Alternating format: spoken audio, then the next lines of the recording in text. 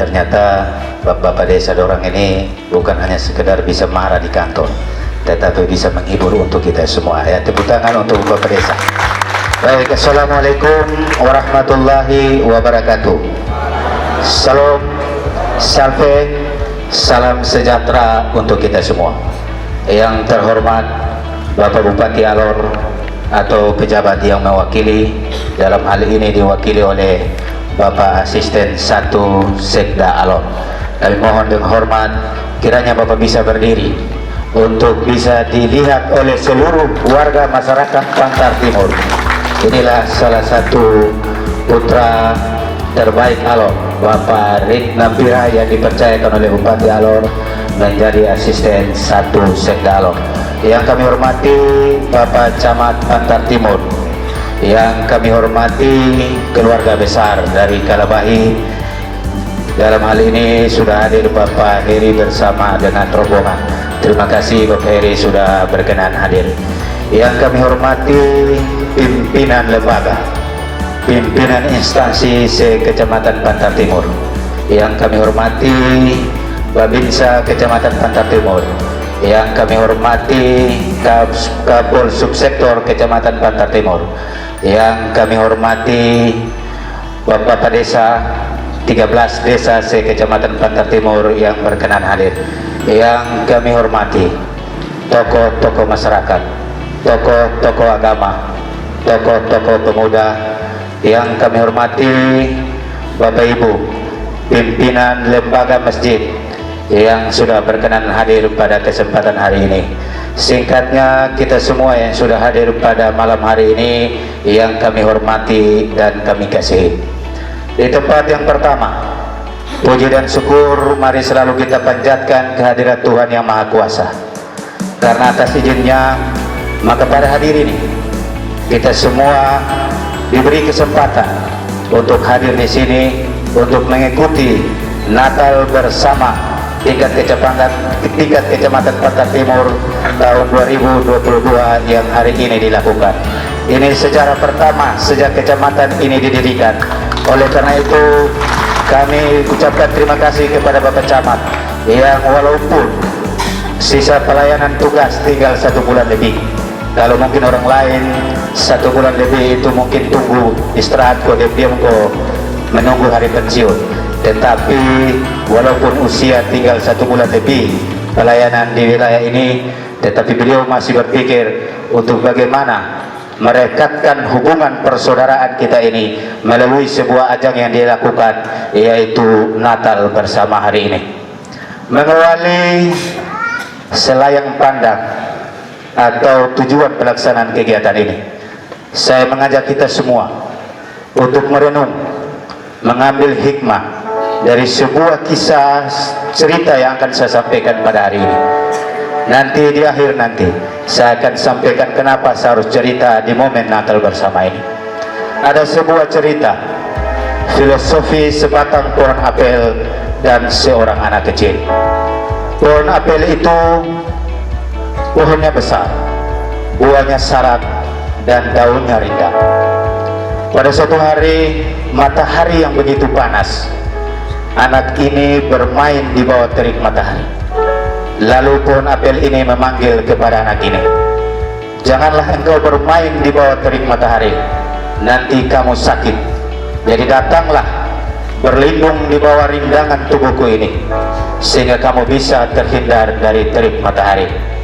Karena anginnya sepoi-sepoi, anak ini pun tertidur. Ketika terjaga dari tidurnya, mukanya murung. Lalu pohon apel ini bertanya kepada anak ini, kenapa jadi kamu muka murung? Lalu anak ini bilang, saya dari pagi belum makan. Lalu pohon apel bilang, tidak usah kamu ragu, panjatlah saya, ambillah buah-buah saya yang syarat ini, ambillah secukupnya, karena masih ada besok dan seterusnya. Mudah-mudahan buah yang kamu makan, rasa laparmu bisa hilang. Hanya anak ini pun memanjat pohon apel, mengambil buahnya, lalu makan seperti apa yang disampaikan pohon apel tadi. Waktu berjalan, minggu pun berlalu. Pada suatu saat lagi, Anak ini pun bermuka murung.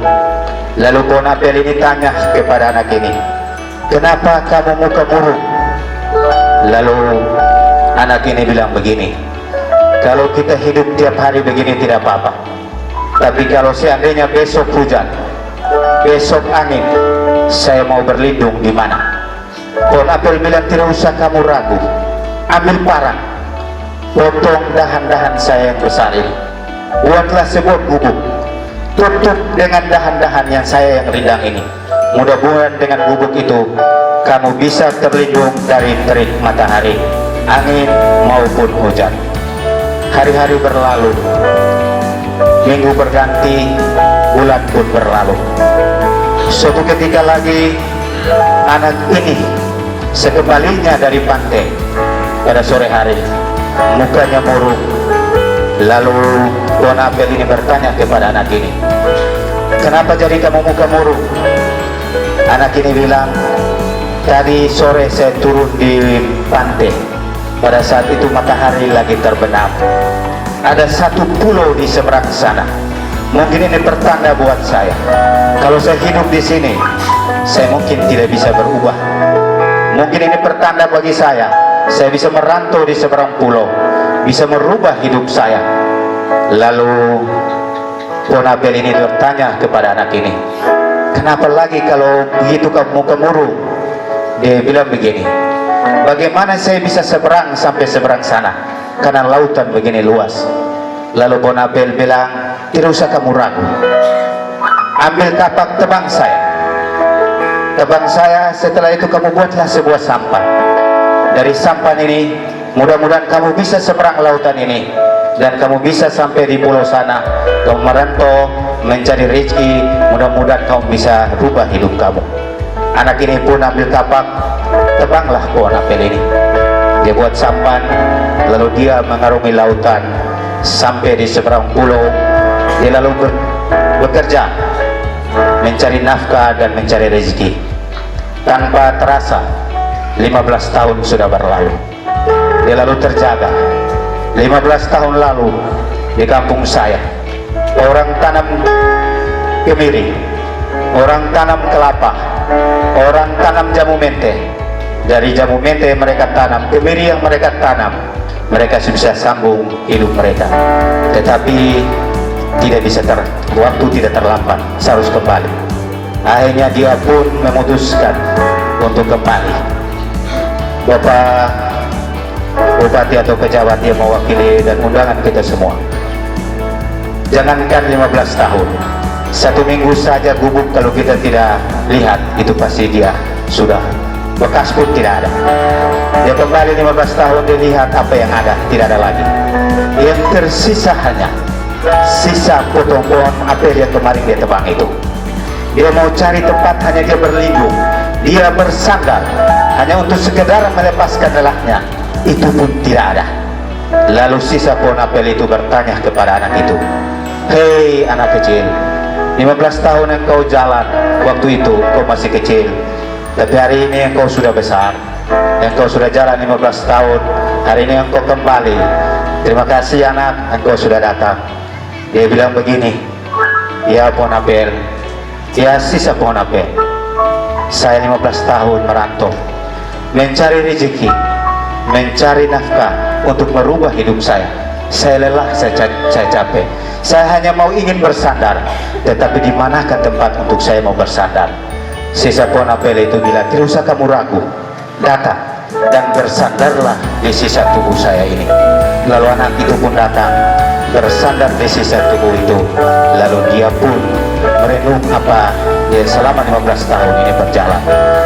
Bupati atau pejabat mewakili dan undangan semua, pertanyaan selanjutnya adalah, siapakah pohon apel itu, dan kenapa harus cerita di momen Natal bersama ini? Pohon apel itu adalah orang tua kita. Dia ikhlas tangannya dipotong, dia ikhlas buahnya diambil, bahkan dia ikhlas tubuhnya diambil, asalkan anak-anaknya bisa senang. Bapak Ibu hadirin yang kami hormati, Natal bersama, Natal, perayaan Natal dan Lebaran itu sama.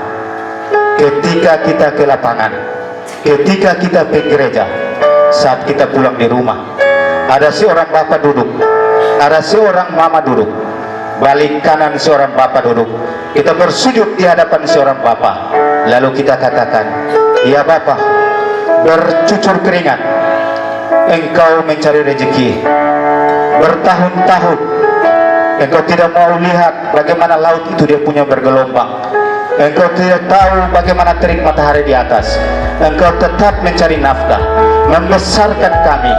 Terima kasih Bapak, selamat Natal, tahun baru Bapak, selamat Idul Fitri Bapak, mohon maaf lahir dan batin.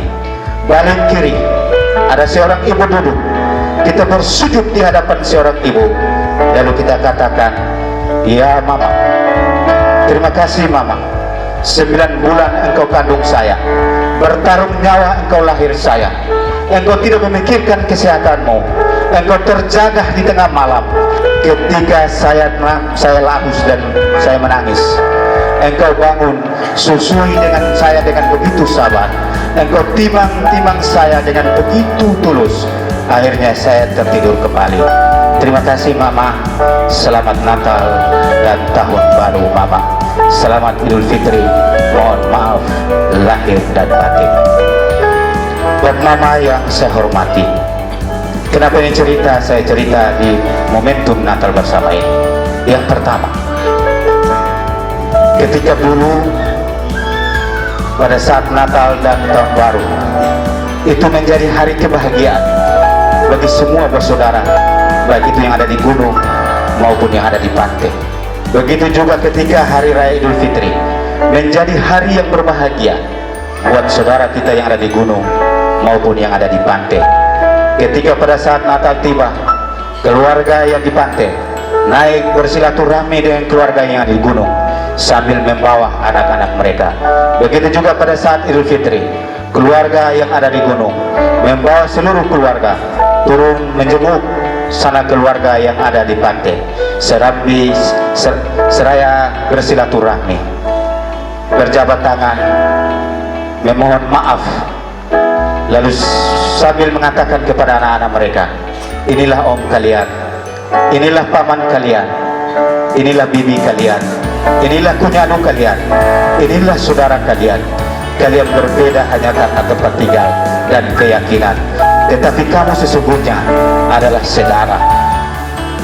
Ya, karena itu melalui momentum Natal bersama ini, Bapak Camat Pantar Timur, sekali lagi kami ucapkan terima kasih. Melalui momentum ini, beliau ingin menggugah kita semua sebagai orang bersaudara, sebagai orang kakak adik yang karena tali panjang, ada yang turun tinggal di pantai, ada yang sampai menyeberang ke seberang lautan. Kasih sayang sebagai orang bersaudara itu mari tetap kita harus jaga, kita harus pupuk, dan kita harus lestarikan untuk keluarga dan kakak adik kita hari ini, besok, dan selanjutnya. Yang kedua, kami melalui Natal bersama ini juga kami undang bersaudara seluruhnya dari Kalabahi. Terima kasih Om Heri sudah hadir bersama rombongan. Kami juga undang bapak-bapak mantan camat, bapak-bapak para ASN yang pernah bertugas di Kecamatan Pantar Timur ini, karena mungkin ada 1-2 halangan sehingga mereka tidak bisa hadir. Tujuannya adalah apa Bapak Mama? Tujuannya adalah untuk mencintai negeri ini Bapak Mama. Negeri ini tidak bisa hanya dipikir oleh Bapak Camat dan 13 desa bersama dengan seluruh tokoh masyarakat yang ada di Pantar Timur ini, tetapi negeri ini perlu dipikirkan oleh kita semua, baik itu bersaudara, kakak adik yang ada tinggal di Kalabahi maupun keluarga yang pernah bertugas di sini, yang kami sudah menganggap mereka sebagai bagian dari keluarga ini, keluarga di sini, sehingga kami titip juga negeri ini buat bersaudara kakak adik yang ada di Kalabahi. Tolong bawa dalam pergumulan, tolong dipikirkan daerah ini, negeri ini, karena negeri inilah Bapak Ibu dilahirkan, negeri inilah Bapak Ibu dibesarkan hanya karena tali panjang yang Bapak Odong ada di Kalabahi. Yang ketiga Bapak Mama, pelaksanaan kegiatan ini juga bertujuan menyadarkan keyakinan kita, menyadarkan iman kita Bapak Mama. Kalau Tuhan itu mau saja Bapak Ibu sekalian, Kalau Tuhan itu mau saja kita semua ini bisa Islam. Kalau Tuhan itu mau saja, maka kita semua ini bisa Kristen. Kenapa begitu Bapak Mama? Di Islam Ibrahim, di Kristen Abraham. Kalau Tuhan mau saja, Ibrahim atau Abraham itu cukup punya istri satu saja, selesai sudah. Tetapi Tuhan berkehendak lain. Istri yang pertama di usianya yang sudah begitu tua, tetapi belum punya keturunan. Tuhan atur semua itu. Tuhan ketuk hati seorang istri yang pertama. Dia bujuk kepada suaminya, persuntinglah selir kita ini untuk bisa melanjutkan keturunan. Dari itu Abraham atau Ibrahim ini lalu mempersunting istrinya yang kedua. Lahirlah Ismail, lahir turun Bapak Camat, Bapak Kua, saya dan keluarga Islam yang lainnya. Kalau Tuhan mau saja, maka cukup sudah itu. Ismail sudah lahirnya cukup sudah. Tetapi Tuhan berkehendak lain. Istri yang pertama pun lahir turun Ishak, lahir turun Bapak Kepala Desa Ombai dan keluarga Kristen yang lainnya. Sesungguhnya kita ini adalah secara akidah kita bersaudara. Bapak kita satu, mama kita yang berbeda. Kalau saya punya acara, maka keluarga saya, om saya di Dekopira harus turun duduk baru acara itu bisa jalan. Kalau anak-anak saya punya acara, maka saya punya om Amran di Bama dan om yang lain harus duduk dulu baru jalan. Karena apa Bapak Mama? Secara adat kami bersaudara. Oleh karena itu, kalau hari ini ada orang yang mengatakan kepada saya atau keluarga Islam yang lainnya, hei Marwan, kamu tidak usah ikut selamat Natal di keluarga Dekopira, tidak usah suruh anak-anak pergi selamat Natal di Bama, karena mereka itu Islam, mereka itu Kristen, kamu itu Islam. Kalau ada orang yang mengatakan begitu, maka mereka tidak tahu adat, mereka tidak tahu agama. Karena secara agama, secara adat kita orang bersaudara. Inilah tiga tujuan kenapa kegiatan ini bisa dilakukan. Kami juga mengucapkan terima kasih banyak kepada Bapak Bupati yang hari ini diwakili oleh Bapak Sekda. Kami di sisa periode ini mungkin tinggal 1 tahun lagi beliau menjalankan tugas sebagai Bupati Alor. Doa kami masyarakat Pantar Timur tolong disampaikan kepada Pak Bupati, mudah-mudahan Tuhan selalu beri kekuatan, Tuhan selalu beri kesehatan, agar dalam sisa masa jabatan beliau ini beliau bisa menjalankan tugas dengan baik. Kami juga ucapkan terima kasih buat Bapak Camat yang di sisa usia pelayanan beliau ada di sini tinggal 1 bulan lebih. Kami juga berharap dan berdoa semoga kekuatan Tuhan selalu beri kepada Bapak Camat dan kesehatan selalu diberikan kepada Bapak Camat bersama keluarga, agar sisa masa selama 1 bulan lebih ini beliau bisa menjalankan dengan baik. Kami juga ucapkan terima kasih banyak kepada seluruh kepala desa yang sudah mendukung kegiatan ini dan seluruh masyarakat yang juga sudah memberi dengan keikhlasan hati sehingga kegiatan ini bisa berjalan. Karena apa Bapak Mama? Kebersamaan itu mahal. Sekali lagi, kebersamaan itu mahal. Kalau sudah terjadi, sudah tercabik-cabik kebersamaan ini, maka sulit untuk disatukan. Sehingga kebersamaan itu jangan diukur dengan 1.000, 2.000 yang kita sumbangkan untuk menyukseskan kegiatan ini. Tetapi mari kita selalu memberikan dukungan ketika kalau momen-momen kegiatan seperti ini, kita selalu hadir untuk kita selalu menjadi bagian daripada merajut kebersamaan di negeri ini. Saya ingin ambil satu cerita humor dari Bapak Gus Dur ketika dia jadi pemateri tahun 99 tidak salah waktu itu tentang nasionalis. Dia sampaikan bahwa kebersamaan kita ini bukan hanya pada saat kita hidup saja, tetapi nanti kita mati juga, itu kita saling membutuhkan. Ini Pak Gus Dur ini sering dia memberikan statement yang lucu tetapi masuk akal. Jadi Pak Gus Dur bilang begini, Tuhan tiup sangkakala ini, Tuhan perintahkan tiup sangkakala ini, maka golongan yang masuk surga duluan, itu adalah kaum Islam. Setelah itu bersaudara kita yang ada yang agama Kristen. Lalu ketika sangkakala itu sudah ditiup, saudara-saudara kita yang Islam ini sudah naik. Tunggu lama saudara-saudara yang Kristen ini, tunggu lama. Saking lamanya, begitu saudara-saudara Kristen naik, saudara-saudara yang Islam bilang begini, kenapa kok kamu naik lama sekali begini? Lalu saudara-saudara yang Kristen bilang, kok kamu sudah naik, kenapa kamu tidak ketemu Tuhan? Kita tunggu kamu dari tadi.